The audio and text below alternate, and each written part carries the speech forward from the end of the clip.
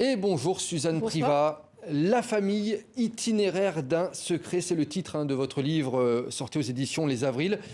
Plus d'1 an d'enquête pour tenter de percer les secrets de cette communauté très discrète qui existe depuis le 19e siècle. Les règles, ils sont nombreuses, on va le voir, les vies toutes tracées. Et ceux qui veulent s'affranchir, eh bien, ils sont contraints de partir. Voilà pour un résumé global de cette enquête. Comment déjà vous avez découvert l'existence de ces gens donc, que l'on appelle la famille. Qui s'appellent eux-mêmes la famille. Qui s'appellent eux-mêmes la famille. J'ai découvert leur existence à travers les albums de photos de classe de mes enfants.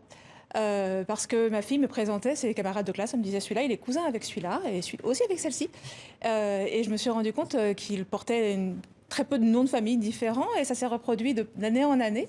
Et puis un jour, mon fils est à son tour rentré au collège et il y avait encore des cousins dans sa classe. Ça a éveillé votre curiosité? Ça a éveillé ma curiosité. Là, je me suis dit, enquêter. Il y a un truc étrange. J'ai cherché sur un moteur de recherche et je me suis rendu compte qu'ils étaient là depuis, dans mon quartier, dans le 20e arrondissement de Paris, qu'ils étaient là depuis environ 200 ans.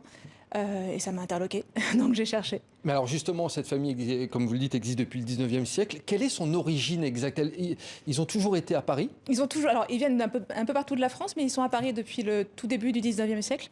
Et ils sont unis par une religion qui est un dérivé du catholicisme, qui s'appelle le jansénisme, et ils sont plus précisément issus d'une branche du jansénisme qui s'appelle le jansénisme confusionnaire. Alors à la base, ce sont 8 familles, pour résumer. À la base, ce sont 8 familles. Qui veulent en fait s'unir pour ne former qu'une seule et grande famille. C'est ça, une sorte de communauté en gros. Au départ, ce sont 2 familles, puis 3, puis 4, puis 5, puis 6, puis 8. Et ils ont décidé de s'unir au nom de la grâce, pour se rapprocher de Dieu, pour attendre en quelque sorte la fin du monde. C'est une attente passive, ce sont des millénaristes, mais voilà. Et ils attendent la fin du monde en espérant être les élus de Dieu. Oui, parce que la famille et la religion, en fait... La famille et la religion, la famille se confond exactement avec la religion. La famille est la religion et la religion est la famille. Alors, quelque chose qui est très intéressant, c'est qu'ils ont toutefois des valeurs très fortes, l'entraide et la solidarité. Oui. Comme ils sont unis, ils se doivent tout entre eux. Donc ils sont effectivement très proches, ils ne se lâchent jamais. S'il y en a un qui est dans la misère, les autres viennent le secourir. Donc effectivement, il y a des valeurs très fortes et ce sont aussi des gens qui sont très festifs. C'est pas une communauté du tout austère comme on pourrait le penser. En gros, ce que vous me dites par là, c'est que demain, je peux les croiser dans une discothèque ou dans la rue, au magasin. Vous pouvez les trouver à la place sur une terrasse à côté de vous. Oui, pas du tout, c'est pas un problème. Alors, au-delà de ça, toutefois, ce qui est très intéressant, c'est qu'on apprend qu'il y a toutefois derrière ce tableau, on va dire idyllique, une histoire d'emprise. Ils sont très enfermés sur eux-mêmes toutefois. Alors, c'est donc une famille. Ça veut dire aussi que, comme vous disiez tout à l'heure, que c'était 8 noms de famille. Et donc, depuis 130 ans, ce ne sont que 8 noms de famille. Donc, il n'y a pas d'apport de sang nouveau. Ils sont fermés. Donc, il y a des mariages mixtes, c'est ça? Il y a des mariages consanguins, surtout. Consanguins. Oui, ce ne sont que des unions endogames. Il n'y a pas d'union avec l'extérieur. Donc, ça veut dire quand même que c'est un monde fermé. C'est un monde totalement clos. Et justement, vous avez recueilli des témoignages dans ce livre de ceux qui ont essayé, en tout cas, de quitter la communauté, des témoignages édifiants, notamment sur l'énorme pression psychologique et religieuse au sein de cette communauté. Oui. Parce que, comme vous le disiez tout à l'heure, c'est une famille et c'est aussi une religion. Donc c'est un tout, on embrasse la famille comme la religion et on n'en sort pas. Donc comme vous le disiez aussi tout à l'heure, c'est un destin tout tracé. On est dans la famille, on meurt dans la famille, on vit dans la famille, on ne vit que la famille. En 1892, il y a quelqu'un qui a décidé que la famille était un monde clos, que c'était fini. Il a aussi codifié les règles de la famille et à partir de là, on devait respecter ces règles. Et les jeunes générations notamment, qui sont beaucoup sur les réseaux sociaux, comme vous le racontez dans le livre, comment ils vivent justement cette communauté ? Alors, je n'ai pas parlé des gens de l'intérieur, je n'ai parlé qu'à des gens qui sont partis.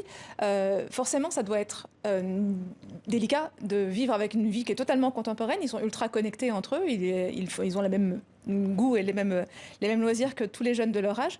Mais seulement, ils ont l'injonction de ne vivre qu'entre eux. Donc, il y a quand même un moment où ça doit être un peu douloureux de se dire il y a le monde autour de moi et je ne peux pas y prendre part de manière totale. Et justement, comment ils voient le monde extérieur? Vous dites qu'ils nous voient pas comme des ennemis, en fait. Non, ils nous voient comme le monde extérieur. Vous avez employé la bonne expression. On est presque un décor de leur vie.